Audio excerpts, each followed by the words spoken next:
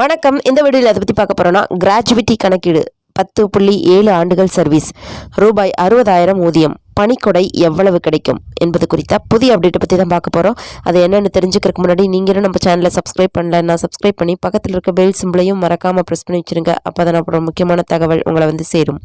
இப்போ வாங்க வீடியோக்குள்ளே போகலாம். பணிக்கொடை எப்போது கிடைக்கிறது? பணிக்கொடை பெற ஊழியர்களுக்கு தேவையான தகுதி என்ன? பணிக்கொடை எவ்வாறு கணக்கிடப்படுகிறது? ஒரு பணியாளரின் கடைசியாக பெற்ற அடிப்படை சம்பளம் மற்றும் ஆண்டுகளின் எண்ணிக்கை ஆகியவை பணிக்கொடை தொகையை கணக்கிட பயன்படுத்தப்படுகின்றன. பணிக்கொடை என்பது பணிக்கொடை சட்டம் 1972 கீழ் 5 ஆண்டுகள் தொடர்ச்சியான சேவைக்காக ஒரு பணியாளருக்கு வெகுமதியாக ஒரு நிறுவனத்தால் வழங்கப்படும் தொகையாகும். ஒருவர் ஒரே நிறுவனத்தில் தொடர்ந்து 5 ஆண்டுகள் முடித்திருந்தால் மட்டுமே பணிக்கொடைக்கு தகுதியடைவார். பணியாளர் வேலையை விட்டு செல்லும் பொழுது அவர்களுக்கு நன்றி தெரிவிக்கும் வகையில் பணிக்கொடை அளிக்கப்படுகிறது.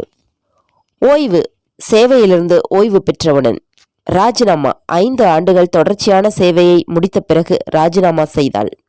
இறப்பு அல்லது ஊனம், பணியில் இருக்கும் பொழுது விபத்து அல்லது நோய் காரணமாக மரணம் அல்லது இயலாமை ஏற்பட்டால்.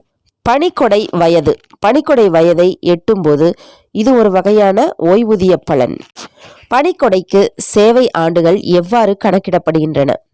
பணிக்கொடை பெற உங்களுக்கு 5 ஆண்டுகள் தொடர்ச்சியான சேவை தேவை. அதை தவிர 6 மாதங்கள் அல்லது அதற்கு மேற்பட்ட எந்த சேவை காலமும் முழு ஆண்டாக கணக்கிடப்படும். பணிக்கொடை தொகையை எது தீர்மானிக்கிறது? ஒரு பணியாளரின் கடைசியாக பெற்ற அடிப்படை சம்பளம் மற்றும் ஆண்டுகளின் எண்ணிக்கை ஆகியவை பணிக்கொடை தொகையை கணக்கிட பயன்படுத்தப்படுகின்றன. நிறுவனம் பணிக்கொடை செலுத்தாமல் தவிர்க்க முடியுமா?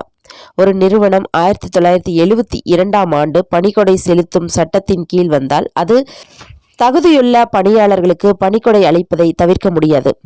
கிராஜுவிட்டி கால்குலேஷன், பணிக்கொடை எவ்வாறு கணக்கிடப்படுகிறது? கடைசியாக பெற்ற சம்பளம் பெருக்கல் சேவை ஆண்டுகளின் எண்ணிக்கை பெருக்கல் 15/26. இங்கே 15 என்பது வருடத்திற்கு 15 நாட்கள் ஊதியத்தையும், 26 என்பது ஞாயிற்றுக்கிழமைகளை தவிர்த்து ஒரு மாதத்தில் 30 நாட்களையும் குறிக்கிறது.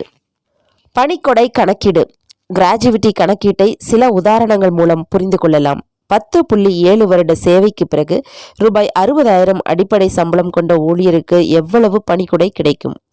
10 ஆண்டுகள் மற்றும் 7 மாதங்கள் சேவை 11 ஆண்டுகளாக ரவுண்டாக ஆப் செய்யப்படும்.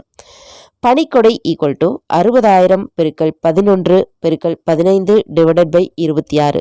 பணிக்கொடை ரூபாய் 3,80,769. 10.7 வருட சேவைக்கு பிறகு ரூபாய் 80,000 அடிப்படை சம்பளம் கொண்ட ஊழியர்களுக்கு எவ்வளவு பணிக்கொடை கிடைக்கும்?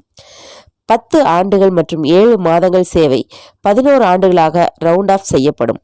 பணிக்கொடை = 80,000 × 11 × 15/26. பணிக்கொடை ரூபாய் 5,07,692. 10.7 வருட சேவைக்கு பிறகு ரூபாய் 90,000 அடிப்படை சம்பளம் கொண்ட ஊழியர்களுக்கு எவ்வளவு பணிக்கொடை கிடைக்கும்? 10 ஆண்டுகள் மற்றும் 7 மாதங்கள் சேவை 11 ஆண்டுகளாக ரவுண்ட் ஆஃப் செய்யப்படும். பணிக்கொடை = 90,000 × 11 × 15/26. பணிக்கொடை ரூபாய் 5,71,153. மேலும் இது போன்ற முக்கிய தகவல்களுக்கு நீங்களும் நம்ம சேனலை சப்ஸ்கிரைப் பண்ணலன்னா சப்ஸ்கிரைப் பண்ணி பக்கத்தில் இருக்க பெல் சிம்பிளையும் மறக்காமல் ப்ரெஸ் பண்ணி வச்சுருங்க. அப்போ தான் அப்புறம் முக்கியமான தகவல் உங்களை வந்து சேரும். நன்றி.